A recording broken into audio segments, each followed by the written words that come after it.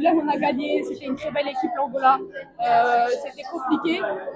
On a bien joué. On a été solitaires, soudés, on n'a rien lâché, on a gagné.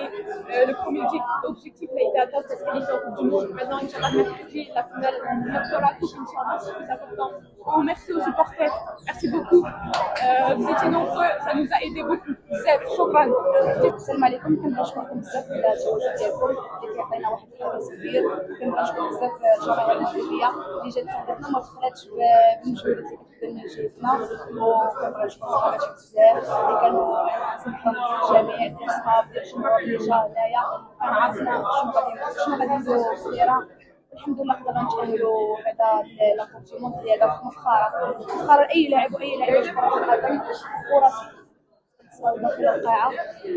كنبغي نقول ان شاء الله حنا دابا قرب من لاكوب، حيت لعبنا ضد واحد المنتخب اللي كان هو الاول مرشح باش يدي هاد التورنوا، ولكن قدرنا نفوزوا عليه ولما لا الكاس في المغرب.